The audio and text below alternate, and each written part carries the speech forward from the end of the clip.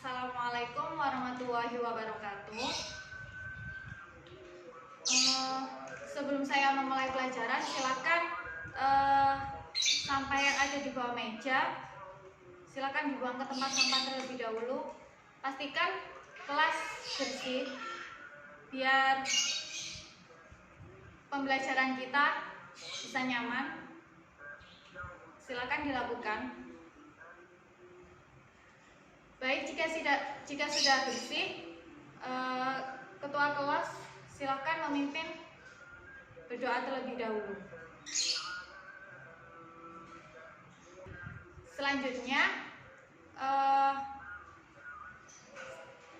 selesai berdoa, mari kita bagaimana kabar kalian anak-anak? Alhamdulillah kalau baik. Di sini Bu Guru. Sebelum memulai pelajaran, saya akan mempresentasi kalian terlebih dahulu. Sehat, ia masuk. Mia masuk. Citra masuk. Amel masuk. Nafa masuk. Baik, masuk semua ya anak-anak. Sekarang kita masuk dalam masa pandemi, tapi jangan sampai kita malas belajar, jangan sampai putus asa, tetap semangat, dan jangan lupa mematuhi protokol kesehatan dengan 3M, mencuci tangan, memakai masker, dan selalu menjaga jarak. Baik, di sini sebelum menginjak ke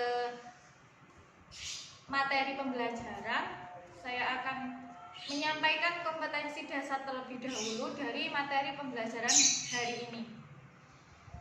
Kompetensi inti yaitu KI 3, memahami dan menerapkan pengetahuan faktual, konseptual, prosedural dalam ilmu pengetahuan, teknologi, seni, budaya, dan humaniora dengan wawasan kemanusiaan, kebangsaan, kenegaraan, dan peradaban terkait fenomena dan kejadian, serta menerapkan pengetahuan prosedural pada bidang kajian yang spesifik sesuai dengan bakat dan minatnya untuk memecahkan masalah.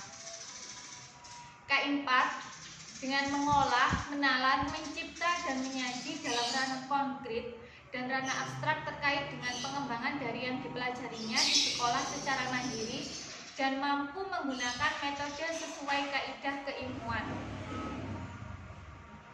Kompetensi dasar di sini dari 3.2 yaitu kompetensi dasar 3.2 dengan bisa menganalisis sebaran flora dan fauna di Indonesia dan dunia berdasarkan karakteristik ekosistem.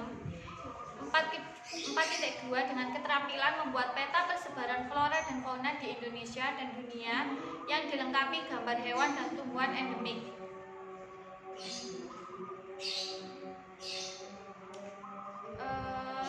IPK dari materi pokok konsep persebaran flora dan fauna yaitu menjelaskan pengertian biosfer terkait dengan flora dan fauna, menganalisis faktor-faktor yang mempengaruhi sebaran flora, menganalisis faktor-faktor yang mempengaruhi sebaran fauna, mengelompokkan daerah dan jenis persebaran flora di Indonesia, mengelompokkan daerah dan jenis persebaran fauna di Indonesia.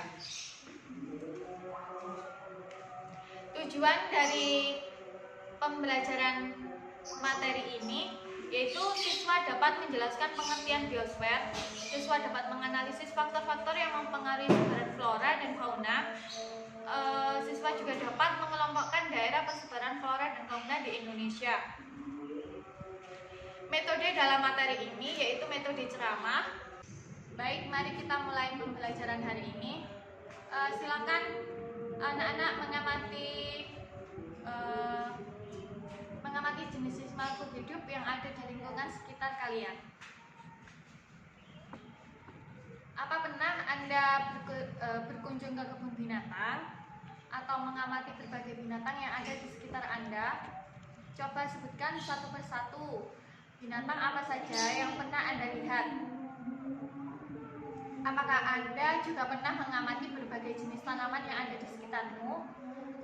Tahukah Anda bahwa tanaman-tanaman yang ada di sekelilingmu itu merupakan tanaman asli di Indonesia?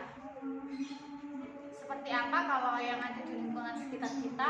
Itu seperti kalau di sini hewan yang ada di sini biasanya kayak kambing, sapi, kucing, kelinci, itu yang biasanya yang ada di sekitar kita. Baik, Nafa untuk menjawab? Oh ya, jawabannya benar. Setelah itu berbagai jenis flora dan fauna tersebar itu di seluruh belahan bumi dengan bentuk dan ciri yang berbeda-beda, mulai dari daerah lintang rendah yaitu daerah tropis hingga daerah lintang tinggi yaitu daerah kutub. Jika Anda perhatikan, tentu jenis flora maupun fauna yang ada di daerah tropis berbeda dengan yang ada di daerah kutub. Mengapa bisa demikian? Jangankan di belahan dunia, di wilayah Indonesia, keadaan flora dan fauna juga berbeda-beda dari satu daerah ke daerah yang lain.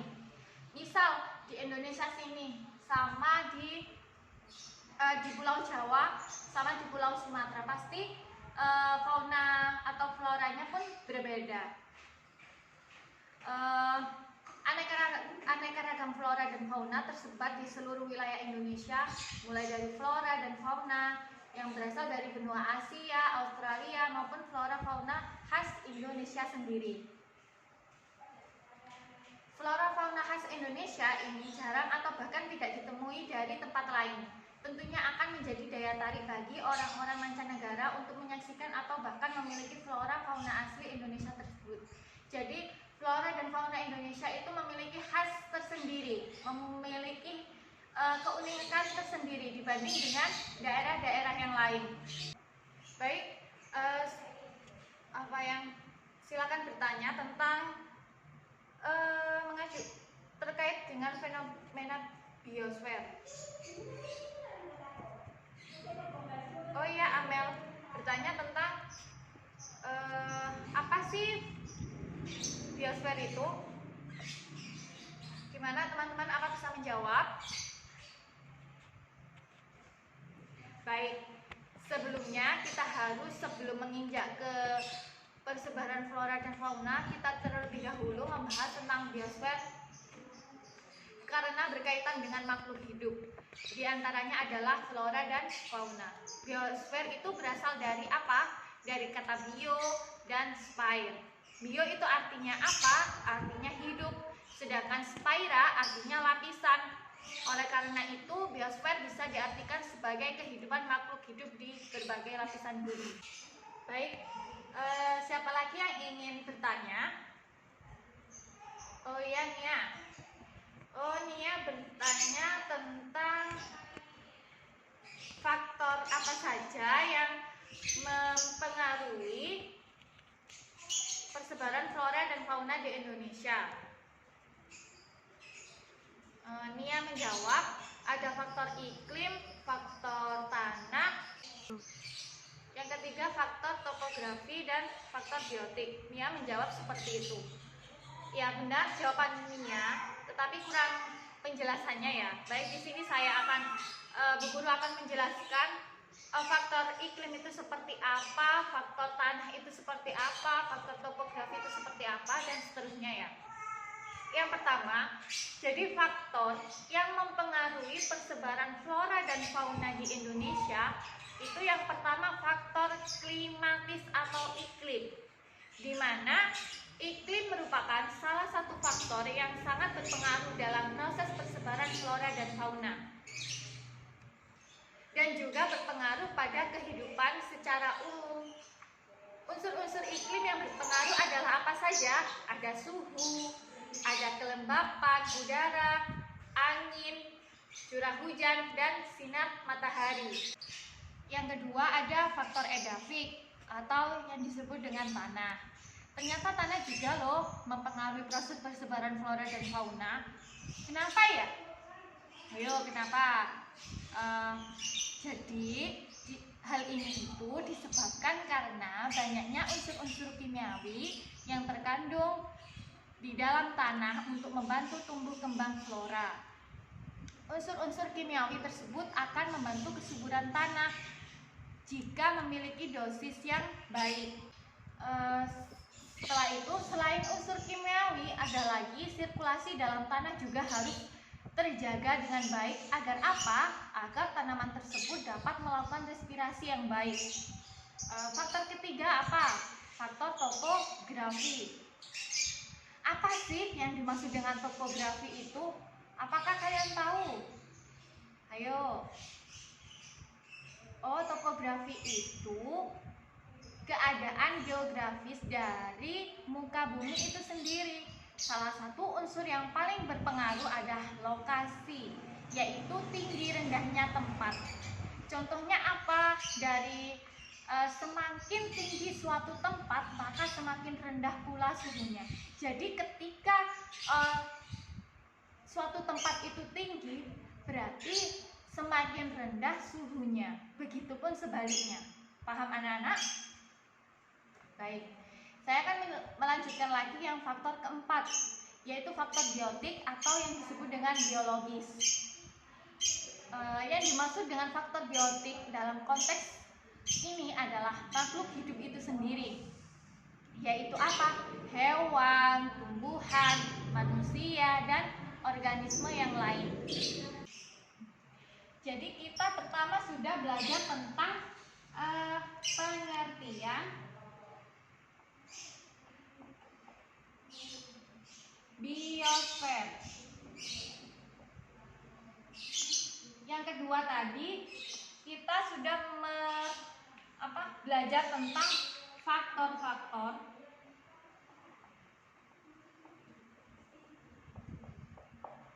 yang mempengaruhi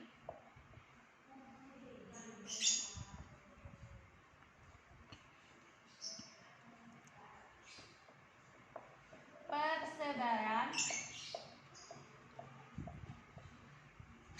flora dan fauna di Indonesia.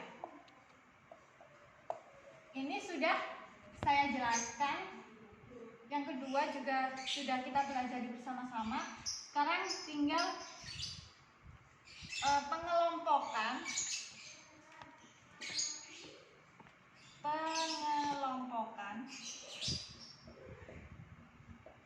daerah dan jenis persebaran flora dan fauna. Baik, berarti kita tinggal belajar tentang pengelompokan daerah dan jenis persebaran flora dan fauna di Indonesia.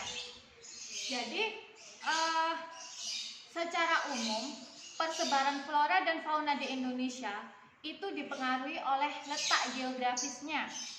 Berdasarkan wilayah dan karakteristik flora dan faunanya, kita dapat membagi Indonesia itu menjadi 3. Jadi dibagi menjadi 3 itu bagian barat, bagian tengah, dan bagian timur.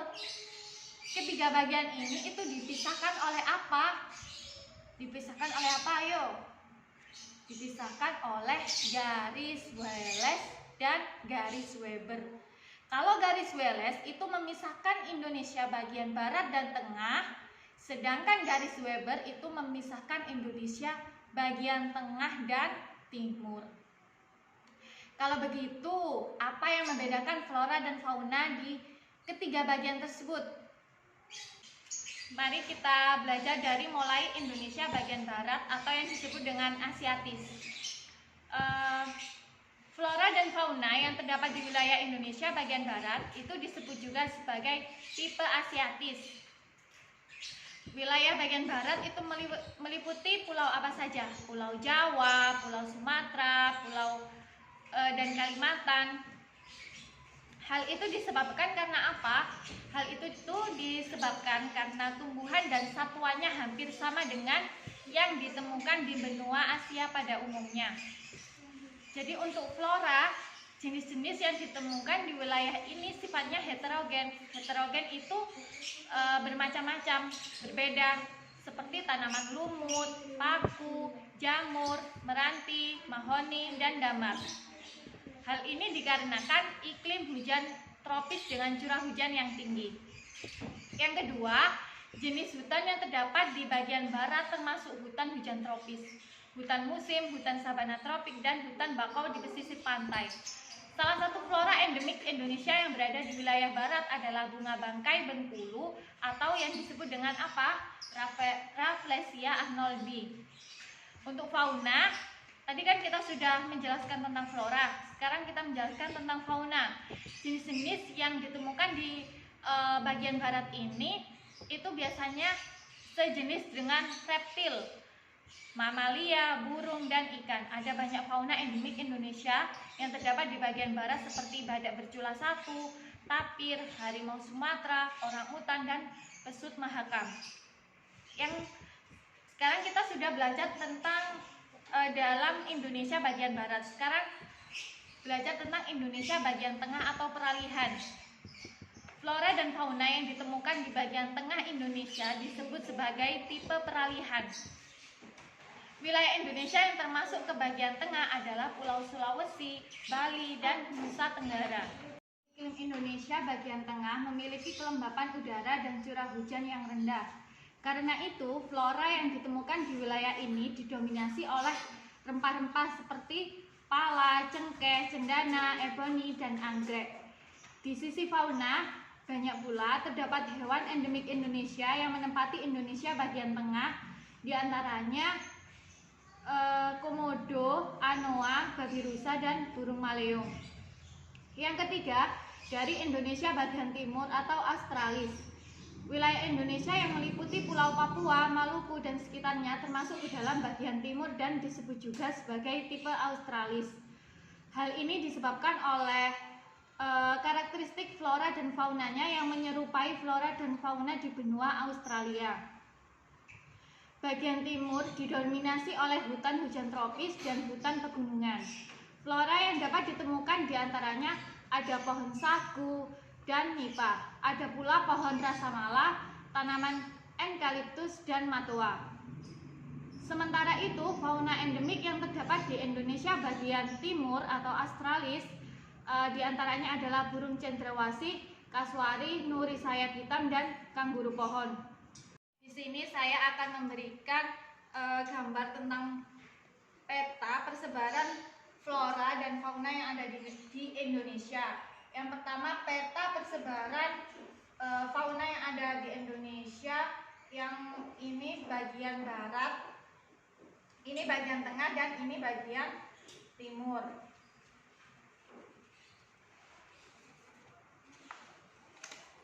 Kalau ini peta persebaran flora yang ada di Indonesia. Di sini saya akan menampilkan peta yang akan dianalisis oleh anak-anak bahwa yang termasuk fauna yang dicoba sebutkan fauna yang ada di bagian barat, bagian tengah, dan bagian timur. Silakan yang mau menjawab. Ya, Nafa yang mau menjawab. Dia menjawab kalau di fauna asiatis atau fauna Indonesia bagian barat itu ada komodo, anoa, babi rusa, dan burung maleo. Jadi kalau fauna yang ada di asiatis atau fauna di bagian Indonesia bagian barat itu hewannya endemik di Indonesia dengan komodo, anoa, babi rusa, dan burung maleo. Baik. Baik. Pembelajaran untuk hari ini, silakan siswa mencatat hal-hal penting yang sudah saya jelaskan. Dari pembelajaran hari ini dapat ditarik kesimpulan bahwa biosfer bisa diartikan sebagai kehidupan makhluk hidup di berbagai lapisan bumi. Faktor-faktor persebaran flora dan fauna di Indonesia adalah iklim, tanah, topografi, dan biotik. Secara umum, persebaran flora dan fauna di Indonesia dipengaruhi oleh letak geografisnya. Berdasarkan wilayah dan karakteristik flora dan faunanya, kita dapat membagi Indonesia menjadi 3, yaitu Indonesia bagian barat, Indonesia bagian tengah, dan Indonesia bagian timur. Ketiga bagian ini dipisahkan oleh garis Wallace dan garis Weber.